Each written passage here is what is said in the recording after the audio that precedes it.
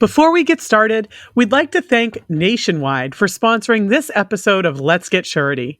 When you partner with Nationwide Surety, you know you're working with a strong and stable carrier that has a wealth of experience.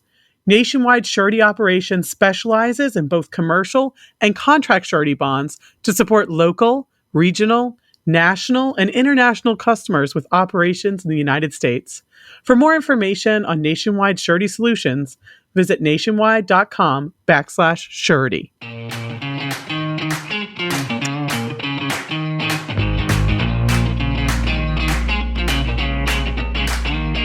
You're listening to Let's Get Surety. Let me hear your bonding talk with Kat Shamapande. Hey everyone, it's Kat Shamapande. Thanks for joining us for this episode of Let's Get Surety. Today, we are going to be reflecting, Mark, and I've got Mark McCallum on the line with me as my co-host today. Hey, Mark. Hi, Kat. This is indeed a special podcast as we kind of look back at the end of the year on what we faced and what our accomplishments were in 2021. And obviously, we can't do that without a lot of good people, a lot of good staff, and a lot of good volunteers. And I'm excited to kind of go through that a little bit for our listeners.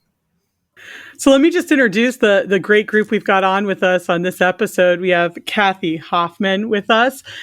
She's part of the NASBP team, and she's the Director of Communications. Hey, Kathy, thanks for being on. Thanks, Kat. Welcome. Thanks for inviting me. It's good to have you on.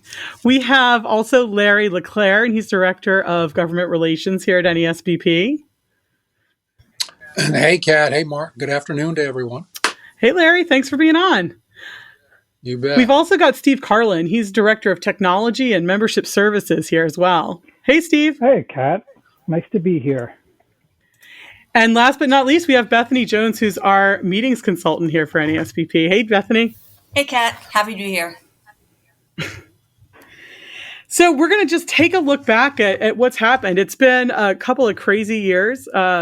As the chair of the professional development is constantly saying to me, you know, we've all done a good job living through our first pandemic. And I think when you look back at all the accomplishments of 2021, I think it can't be more clear. Well, we obviously have a lot of people right on this podcast because to use President Tracy Tucker's theme, we're better together. And during the COVID period, for obvious reasons, we were physically distant. And this year we kind of saw that we started out that way, but then ended strong with some in-person events. And I know both you, Kat, and Bethany had the difficult decision-making and coordination of trying to arrange some in-person meetings, starting with the Surety School, and then also our regional meetings and our mid-year meeting. So maybe I'll start with you, Kat. I know there were a lot of challenges and a lot of unknowns when you were looking at, could we actually hold a school? But you did, and it was well attended, and it got great reviews. Can you kind of give us a little bit of the backstory on how you were able to manage that? Sure. We worked really closely with NASBP leadership team as well as the volunteers and leaders for the Professional Development Committee, just to make sure that, you know, Bethany and I were monitoring the CDC sites and requirements to make sure that we were in compliance with what was happening at that point, and specifically in that location. There was changes every day, as I'm sure we all remember. And it was a lot of moving pieces just to kind of keep track of. But as Mark said, we had a great audience. We were able to, the space we had allowed us to socially distance and still have our classes. And we tried some new things. We had our first ever virtual panel during the Level 2 lunch, which was really well received and allowed us to bring in some young leadership that may not normally have gotten to speak to that Level 2 audience. So it was pretty exciting. That is neat. And certainly during this period in 2021 and even before in 2020, we did have to do a lot of virtual programming. And Kat and Bethany were very much involved in making sure that could happen. Our annual meeting in 2021 was a virtual production. Bethany, how do you think that went And did that build up excitement for later on having these in-person meetings in the fall? Well, I will say one of the things taking away coming out of 2020 and 21 was it was a nice experience to get to do the virtual format, something I hadn't had experience with before, and I was really thrilled with the amount of participation that the membership had for those virtual programs. Topping over 400 participants on many of them. People who may not get to travel to meetings normally and get Right. to leave the office, and we reached a lot of people. We had great content, great participation from the leadership and speakers. And I think it was a great support from the sponsors as well to help us put on the virtual event. So I think they were successful. So, Bentley, could you just kind of one of the things that we did differently, and there were a lot of kind of new things that we tried this year and new firsts, but we kind of moved from a regional meeting structure to a fall meeting structure. Could you kind of talk a little bit about that? Sure. It was a decision that was made back in about 2018, and we had moved forward and booked 2020, booked these meetings for 21 to be the 2 new fall meeting formats. So getting away from the 3 meetings for the regional meetings that confined you to your regional area, either the East Coast, the Central region, or the West Coast. This gave it a little bit more flexibility to be able to travel per your schedule or per a location you thought was more desirable to either of the meetings. Calling them East and West, we just try to aim for one side of the Mississippi. So, we had the East this year in Chicago and the West in San Diego. And Chicago's attendance was not as high. It also is, as Kat said, situational with what was going on with the pandemic. Things kind of took a turn late in the summer, and we lost a lot of registration. But, we still had about 160 people there, which is a really strong showing for one of these events. And San Diego, we had over 300 people. And we had really great content that focused on, some of the issues for the industry coming out of being in the pandemic and stuff. So it was good to kind of change the format and, make the travel costs less for people, make it more convenient to get to, and have a little bit bigger meetings so people got more bang for their buck in traveling to them. What? Well, and even though Chicago had a little bit smaller live or in-person in-seat audience, we did have the virtual component for some of those sessions, which doubled that audience, and people are still logging in and listening to those recordings, which is great. That was so the content was... That was another fun first for me. Let's do our first conference doing virtual there and just live streaming it and doing in-person live streaming it, which is a whole new audiovisual component of it. But it's great to have that have recorded. The people who couldn't go to either meeting could get that content and can still get it and access it and share it. Yep. And then are the fall meeting structure going to continue into next year? Yes, they're booked already for next year. They're going to be, the East is going to be in Boston, and the West is going to be in San Antonio, Texas. And then we're looking at now contracting the 2023 one. So it looks like it was a successful format. We got great survey results on it, and we'll be continuing it for the foreseeable future. Excellent. And then I know, Kat, you're already planning the January Surety School. We're getting close to it. January Surety School is coming right up in Dallas, Texas, and seats are going fast. So if you have any staff interested in doing level 1 or level 2, they should register pretty soon because I think we're going to have a sold out crowd. Wow, that is great. Well, there were a number of other firsts in 2021. You would think that we had to socially distance for a large chunk of the year, that maybe we would just hunker down and not try different things, but that's not the case, whether it was for meetings or in the government relations arena. And one of the new firsts was through the work of Larry and some of his colleagues and other trade associations to come up with a first of its kind caucus. So Larry, why don't you tell us a little bit about that? And I think that launched this year, didn't it, in 2021? Exactly, Mark. There are roughly about 14 to 15 other trade associations primarily in the construction trades, whether it be the Associated General Contractors, the American Subcontractors, the electrical trades, NECA, the sheet metal trades. We are involved in a what we call a construction industry procurement coalition. The coalition has been around for about a dozen or so years, and every 2 years we put together a big, what we call a big bill, and we every group has to agree on legislative language that's in the big bill. Well, a couple of years ago, we thought perhaps we should do something in the form of a caucus and see if we could find a couple members of Congress that would be willing to spearhead this effort on our behalf and talk about common sense reforms to federal procurement opportunities for small and emerging contractors and alike. So, fortunately, we were able to persuade two members of Congress to form a bipartisan construction procurement caucus last it was early spring of this year, and they did an announcement in April during a press conference where they kicked off the caucus and talked about the premise behind the caucus and what's in store moving forward.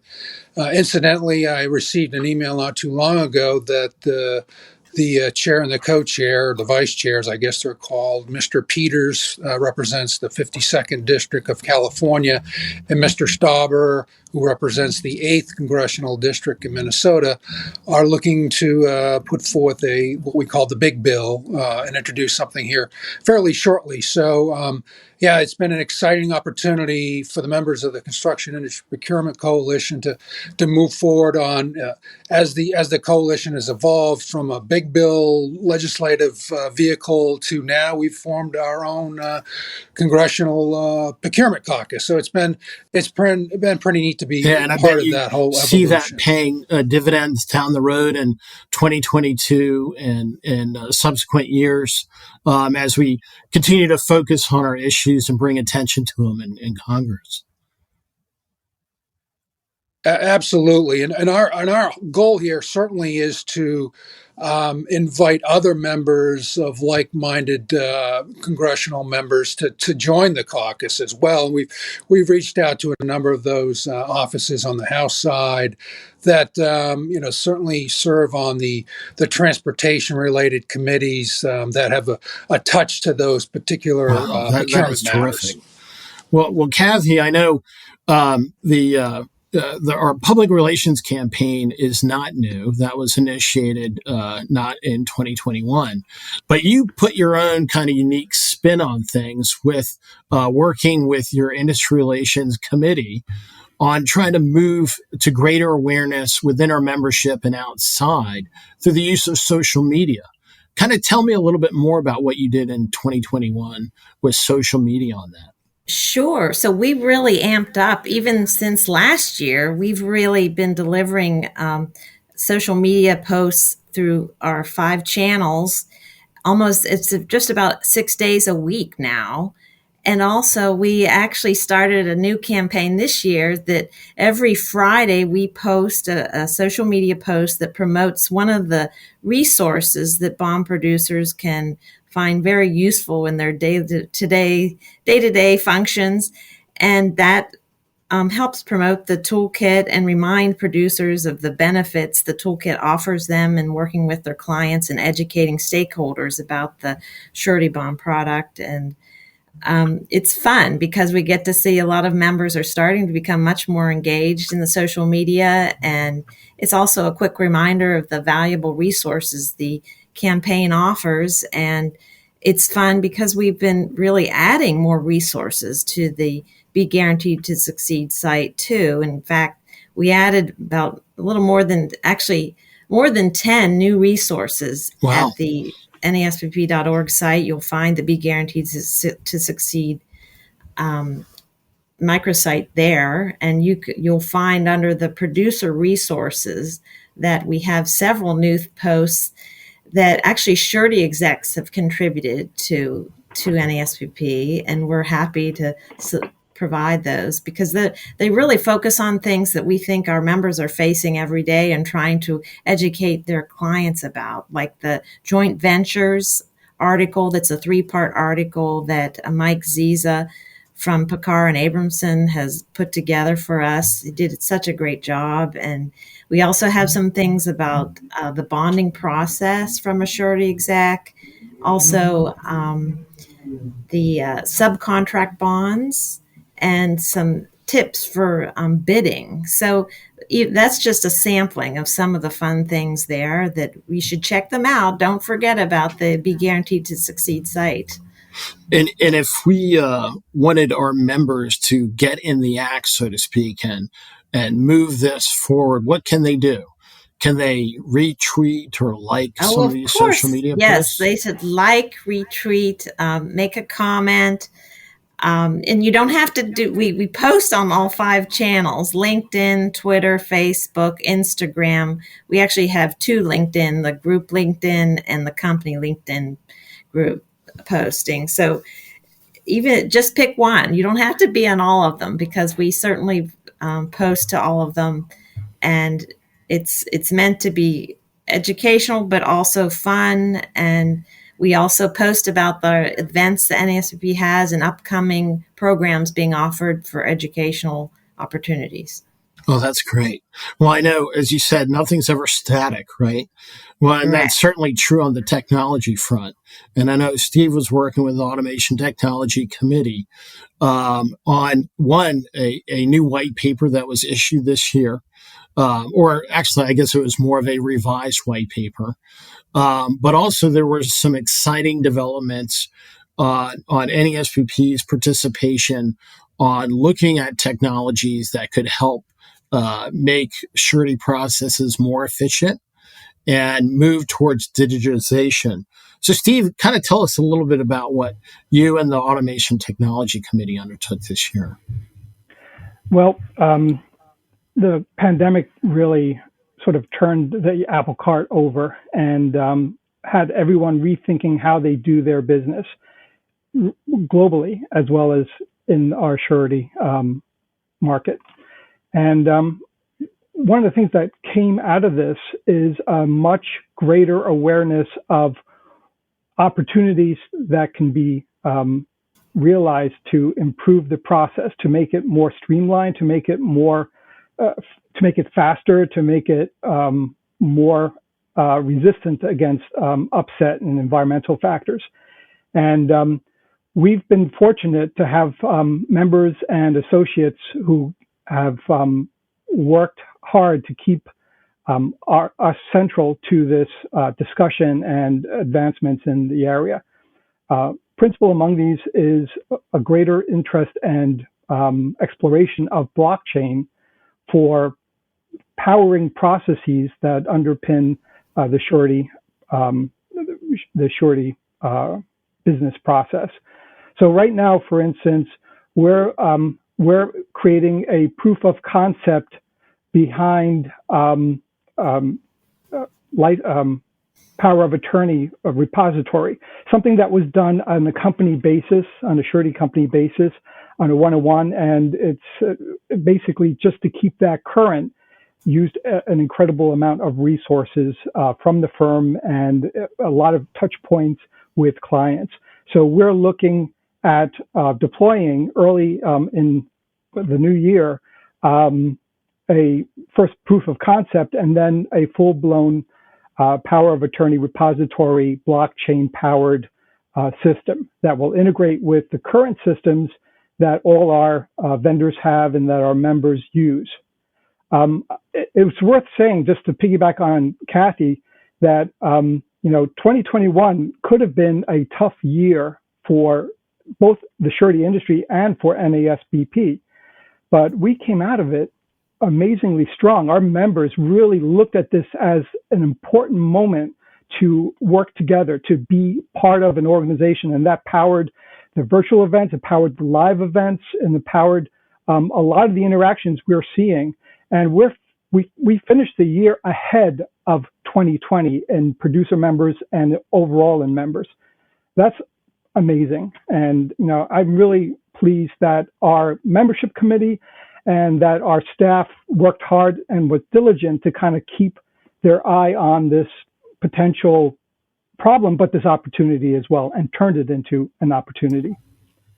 Steve, sorry, I was just going to jump in. I was just thinking with what you were just saying, Steve, the volunteers coming out and working so hard together just made me think of another virtual event we had this year, which was our virtual fly-in, which, Larry, I know was a very successful event. Did you want to mention anything about that?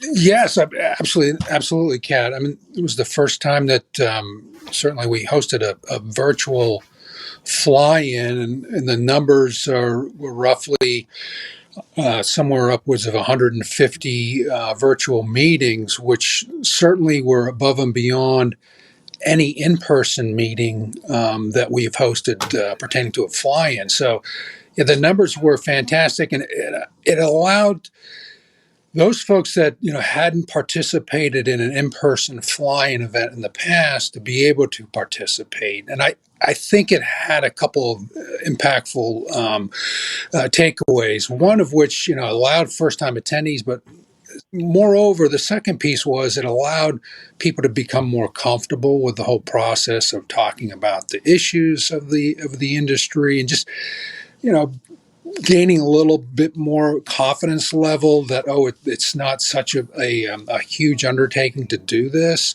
So I'm hoping when in fact we get back to in-person fly-ins, that people will in fact feel more comfortable of going in person and meeting with either their members of Congress, the U.S. senators, or their staff. So they've experienced it during the virtual, and now they can put that, move forward and perhaps do an in-person event as well. Well, I love hearing all these kind of new milestones being reached, whether it's more members, unprecedented level of involvement in a virtual fly-in, increased social media, the advent of in-person meetings again.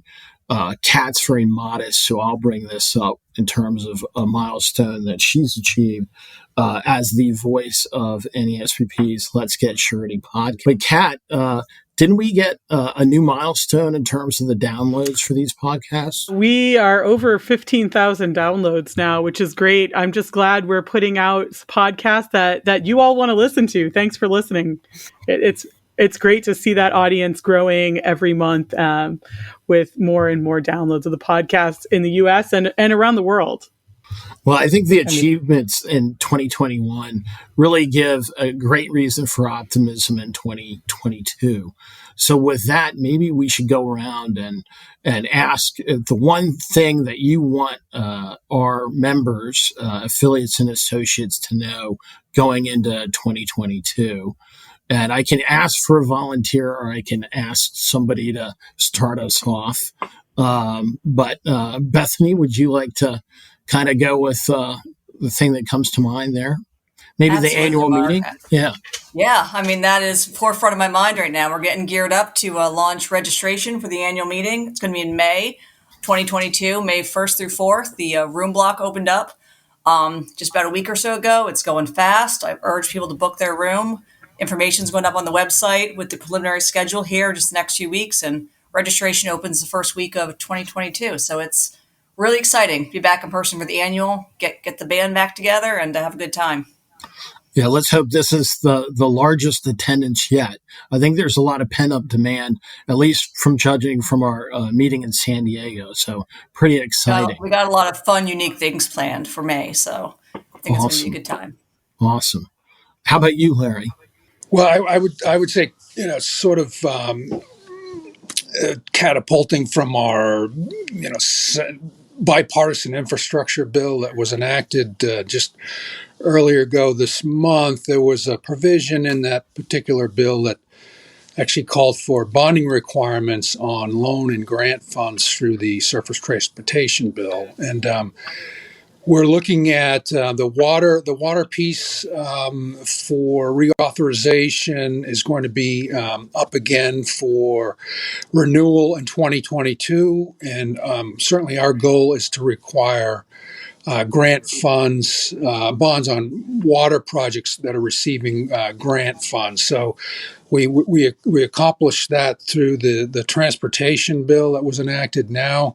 In 2022, we're looking at the water bill that's being reauthorized, and certainly our goal is to have bonding requirements on those loan and grant funds. So that would be my biggest sort of thing moving forward in 2022. Yeah. I mean, what an incredible model to point to when you're advocating on Capitol Hill for the bond requirements on water infrastructure. So my congratulations to you on all that. What do you see as coming up in 2022? I know there's a lot going on in your area. There certainly is, Mark, and it's an exciting time. All of a sudden, change is just about everywhere, and I think my takeaway is that there's a lot that our members can do just by staying modestly involved and engaged, and we're just entering another phase of the blockchain project. This one, proof of bonding. But it's just getting going. And this is the perfect time for members to get involved. Kathy sent out messaging about how to do that. We've done other points and other means messaging to let people know what's happening. And I hope more people, more of our members take this up. It's a great opportunity to have an impact well beyond the scope of your work into the entire industry into the future. And you don't have to be a technology expert. Actually, what's really needed are people who have expertise in surety, who've been part of the industry for long enough to understand requirements, how these systems interact. Your experience will make you invaluable. You don't have to be a blockchain expert to be involved in the creation of blockchain resources. I'll say also, if you're interested, go to our website, get in touch with me or any of our folks. It's very easy to interact with us via the website, and we'll get you started. I can't think of anything more important than being part of a process to digitize the bond delivery and verification process. And all that's going to happen in 2022. So very exciting. And I know Kathy keeps us all apprised of what's going on and always manages to amaze me and all the things that we get out the door and all the excellent information. And I have a feeling that's not going to abate in 2022, Kathy. No, but it's not going to. And one thing I want to point out is the special supplement in the winter issue of the Surety Bond Quarterly magazine. That has some inside scoop of what 2022 will hold for all of us. The surety execs are featured in that, and I hope everyone checks that out. That'll be in the December issue of the magazine, and it's a lot of good stuff in there. There's a lot of good thought and insights from our surety execs. And so, but keep in mind, there'll be 4 more issues of Surety Bond Quarterly in 2022. And we're already planning what's going to be included in those. Right. And Kathy, am I correct that if anybody wants a digital subscription to the magazine or even a smart brief, that can be theirs? So all they have to do is provide an email address? Yes. And in fact, yes, that's available on our website. You can easily sign up for a Smart Brief, and Surety Bond Quarterly has its own website, suretybondquarterly.org, that you can sign up for the digital version of the magazine as well. Oh, that's awesome. Incredible. Well, I know there are big plans in the education front, Kat, and I know you're raring to go. There's so much that's been happening and will happen in 2022. So what is particularly on your mind? Yeah, I just want to encourage everyone to keep taking advantage of all the great professional development opportunities that we're putting out. I think you can see that with these great numbers we're seeing for the upcoming Winter Surety School. I'm anticipating we'll see that again at the summer school. That'll be in Phoenix this coming summer. And where we'll be offering level 1, level 2, level 3, and commercial surety school. So a lot of great opportunities there. And even if you can't join us in person, we have a ton of virtual opportunities as well. We have our virtual seminar series with around 2 virtual seminars each month, which had record-breaking numbers again this year. And based off the early registration we've already gotten for 2022, we're expecting they'll be record-breaking again next year. Really great sessions that are accessible anywhere you are on your laptop or phone. Then you've also got the CE courses online if you're looking for some CE credits. And we're working with our professional development committee to create new resources and our commercial surety committee to create new resources and update some of the resources we already have. So there's a lot out there. Just, we send out emails, but make sure you're reading those and keeping a tab on all the new information and new resources that are coming out for you. Well, it's an incredible accomplishment. It's my thanks to our volunteers and to our staff getting us through a challenging year in 2021 and doing it in such a successful fashion and so much excitement going into 2022. Special thanks for those volunteers who take their time to make sure these things happen and work with us. And my best in the new year to everyone. You've been listening to Let's Get Surety, brought to you by the National Association of Surety Bond Producers. For more information about the NASBP and its members, visit nasbp.org. Before we go, we just want to say thank you again to Nationwide for their generous support of this episode of Let's Get Surety. For more information on Nationwide Surety Solutions, visit nationwide.com/surety.